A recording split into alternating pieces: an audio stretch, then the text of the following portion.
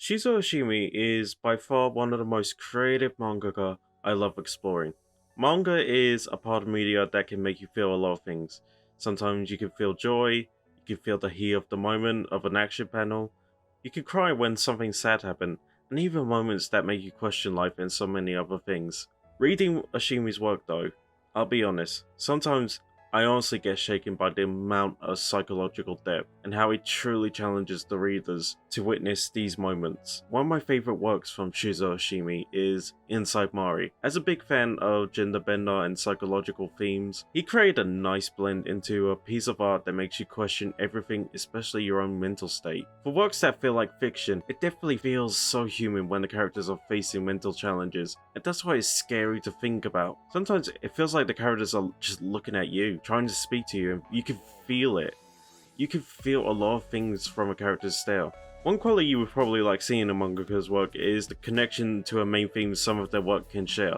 Whether it says a lot about the mangaka themselves or the things they love, such as Tatsuya Fujimoto's one-shots Look Back and Goodbye Eri. Both works really speaks a lot about Fujimoto as a person, as a mangaka, and what makes Tatsuya Fujimoto Tatsuya Fujimoto. Oshimi's main connection to most of his work is femme fatale, which is like the definition loosely meaning a mysterious woman who lures men into dangerous situations, and each one loves to play a unique twist with that theme. A lot of his work can try to write a realistic world, while others like to play on the supernatural and add depth into the genre. One particular comes into mind of twisting supernatural, and that is happiness. Happiness is about looking for the light in the darker world and how to struggle through the pain and starvation to find happiness. The story is about a boy named Makoto Ozaki who is a first year high school student but is living the life of humiliation. He gets bullied a lot, doesn't have friends who he can trust, and of course the struggle of being an adolescent teenager. If you look at mostly everything Shuzo Oshimi has created, his main theme is deep diving into adolescence and moving on from it to adulthood. Happiness is a prime example of it, as the protagonist is a teenager struggling with his own adolescence and frustrated with looking for love. Makoto, a lot like other Shuzo Oshimi protagonists, are basically like a self-insert design characters. All of our main characters are average looking guys, nothing that makes them stand out or has any quality to make you think they are protagonists at all. It's that losery sense of design that does make it feel like a relatable concept, which helps you be able to listen to their journey and read the rest of the story. One day he was going out during the night, and then suddenly this mysterious woman attacked him and sucked his blood. This is the story of Makoto entering the horrifying world of vampires. Now, we love a good vampire story. I believe this theme creates a lot of in-depth and surrealistic stories, and if done right, can be one of the most interesting stories there is. Now, let's put vampires and Shuzo Oshimi's mind together. Yeah, that's right. We get a very surrealistic but a true horror story, where at some points through my read-through, sometimes I forget it was by Shuzo Oshimi. Makoto then wakes up later in a hospital, but his body is painfully adjusting to the curse of being a vampire while also yearning for fresh blood. His life has turned a huge 180, and now everything is different. How is he going to be able to live his normal life again? At night, all he can think about is that mysterious woman and the words she said to him, "Do you wish to become like me?" He tries his best to act normal during school, but he realizes he can't stray away from his craveness for blood, which also made him forget his new strength and powers, which creates more problems for him, especially with the bullies who were bullying him. You could tell he is starting to lose a part of himself that he doesn't want to lose, which is his sanity. And just when he was about to bite someone, that someone helped him, and her name was Yukiko Gosho. Makoto meeting Gosho was the first steps to his new life as a vampire, as a lot of things happened from there on. He started making more friends like the ones who picked on him, but at the end, Makoto actually saved them. If only that could just stay like that for a while. Makoto will realize life will never be easy for a vampire, even if he tries to be human again.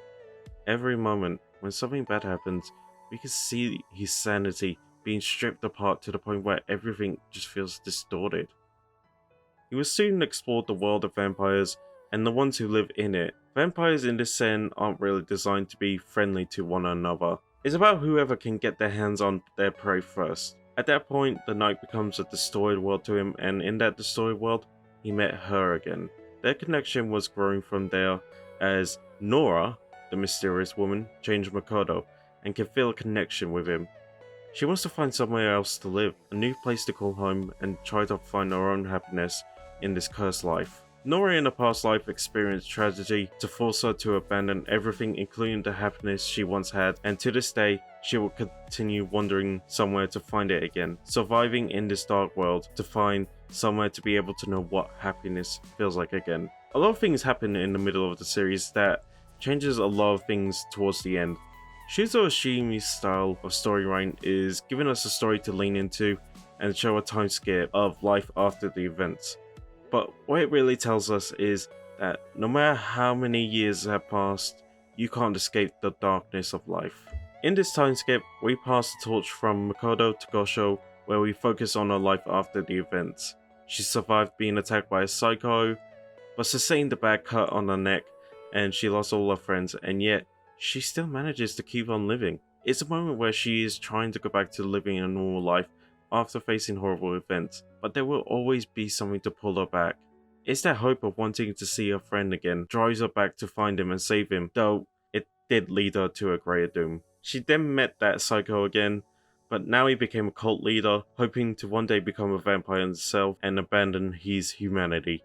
No, he's not Dio, but he does look like someone Takahito Koyasu with voice. And anyway, he then attacked and kept her hostage, hoping to awake the guy who used to bully Makoto, but is now a vampire. Diving into the series, I love Oshimi's art style to portray how fucked up this situation is, and how it just gets worse every chapter. To this point, the art just matches how truly dark and twisted the situation is. What scares me more was how he just portrayed humans at that moment as the monsters of humanity. I love the concept of how story writers use monsters to portray the true ugliness in humanity, and that was the perfect moment we saw a glimpse of how truly terrifying humans are with their greed for power. At the end, the cult only wanted to see that power and tried to demolish what they were guided by to get it, and the one person who was there to save Gosho was the one she was looking for this whole time. Makoto came back and saved Gosho and her boyfriend, and Gosho was able to move on from there. She continued living her life to the end, and on her deathbed, she managed to say one last goodbye to Makoto. Makoto, after the time skip, fully embraced his new life as a vampire and continued to live right next to Nora for the rest of his immortal life. At the end, we see them walk hand in hand to an unknown abyss, looking back at all the people he remembered. He wouldn't be there without them. This is the journey of looking for happiness. Whether they found happiness at the end or not, at least they could find it together. Shuzo Oshimi created a piece of work that really showed psychological fear, blending a fictional concept into the normal world and portraying many versions of a monster. Nora was a great use as the main female lead in the story, where, looking back at her side of the story, you would understand why she would spare Makoto and wanting to stay by him. I'm kinda glad she found someone who can help her on her journey to find happiness again. And maybe it was better for Makoto as well. I mean, of course, he had to leave everything behind, but this changed his normal teenage life into something that helped him as a living being. He found purpose to continue moving and found someone he will continue living for. Happiness is truly a manga you wouldn't be able to forget. I won't let that happen, by the way. But it is a manga that should be mentioned more often. A lot of Shuzo Oshimi's work has truly moved me in a frightening way, but there is just this one manga that was really unsettling and crazy to think about, and that was Blood on the Tracks.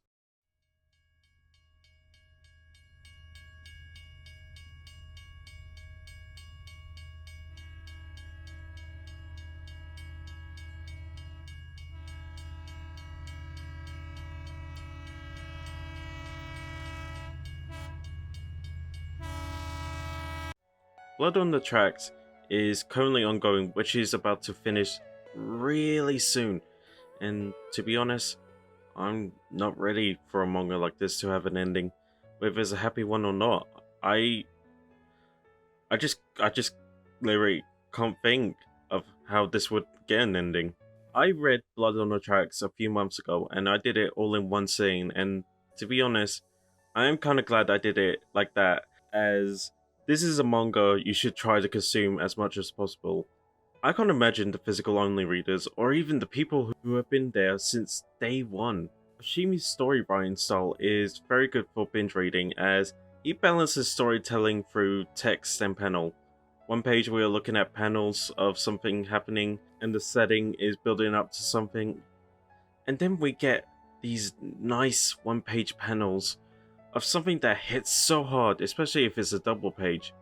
Blood on the Tracks focuses on a family story, a deep connection between mother and son, and how that relationship changed everything for the son. Our story is about the son who is named Saichi Osabe, who is of course your average teenage high schooler. He lives with his family, which is his parents. Between his dad and mother, he has this such deep bond with his mother, and you can tell the mother has this very overprotecting charm on Sei. Outside of the house, Saichi has a pretty normal life compared to Makoto in Happiness. He has friends who he hangs out with, and he has this crush on a girl he likes, which things are starting to work well for him. Everything seems nice and working great for Saichi, but there are moments where he is tied down by his family and has to be forced to spend time with his cousin after school, so he can't hang out with his friends or even make progress with the girl. When you get to know his family, you can see how the connection with his mother makes sense, as you could tell that they are kind of the odd ones in the family. Later on, the whole family goes on a hiking trip to the mountains. This is where Sei's mother, Seiko, overprotectiveness goes into action, where Sei and his cousin was playing around on a cliff, and Sei was about to fall, and Seiko pulled him just before he fell. The whole family can see this, as well as making fun of Seiko for being overprotective with Saichi. When Sei and his cousin were exploring on their own, they found another cliff, which the cousin was just messing around, and out of nowhere, Seiko appeared and saved the cousin from falling. Though, that is what it seems like. Saichi saw the whole thing, where it looked like she was pulling him back up, but instead, it was the opposite. You never know how one thing can instantly change everything. After Saichi seeing what his mother did, she just turned around and gave him such a soft expression, but you could see such darkness in those eyes. Saichi's life has now changed after that incident. By the way, the cousin is fine for now and he has survived the fall, and Saichi now sees his mother in a different light. She's not the person he thought he knew. From there on, we explore how Saichi fights a psychological conflict being around his mother, who was acting completely different after that event. There were moments where she was extremely cold, and there were moments where she won't leave him out of sight, but above all things, Saichi saw his mother as a monster. Saichi has to carry this guilt of what his mother did, and that affected him psychologically, where he kept breaking down often, and he can't really tell what's right from wrong anymore. The only person who tried to save him from his mother was the girl he likes, but his mother wouldn't have any of it, and drove her to the point of hunting him down.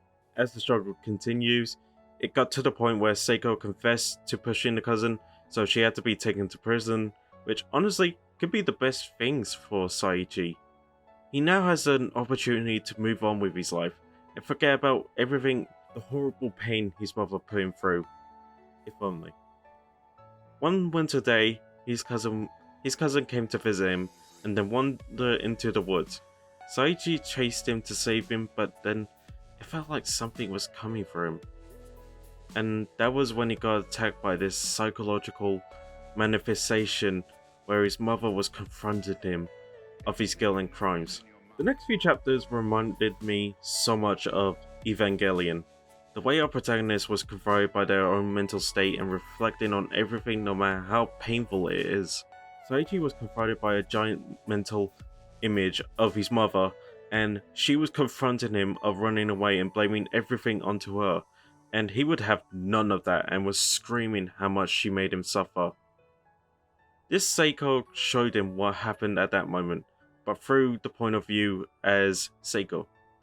He then saw himself, but through Seiko's eyes, she portrayed Sei as the true monster who manipulated her and guilt-tripped to doing the push instead of him.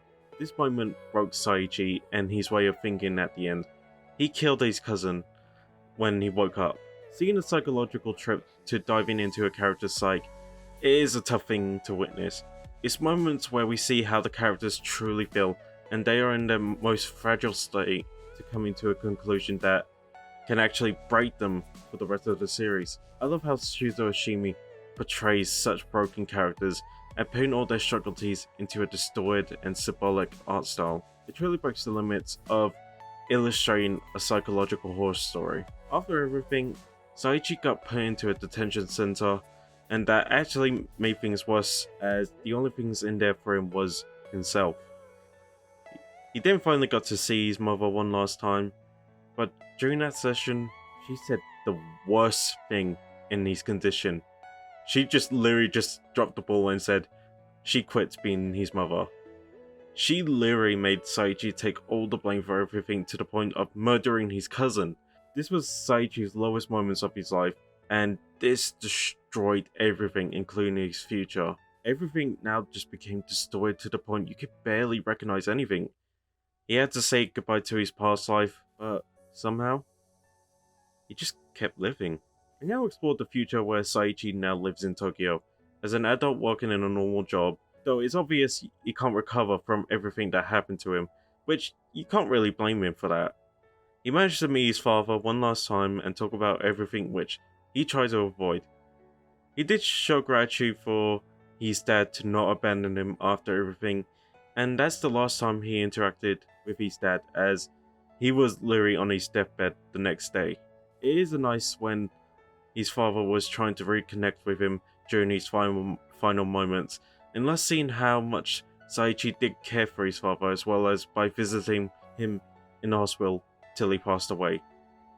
He had to return back to his hometown for the funeral, which he was really worried about, but it did give him some insight until he saw her again.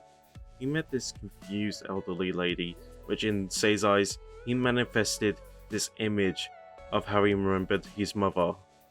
He was then forced to help her out, which leads Saichi back into this mess again, and that is what I've read so far. That is as far as I've read, as this was like a few months ago. Blood on the Tracks has been a true train ride of psychological horror, and it just kept moving with no breaks. This has become one of my favorite works from Oshimi, just behind Inside Mari. As someone who loves to see how psychology is portrayed in media, this really takes the cake. When I caught up at that moment, I was just like, damn.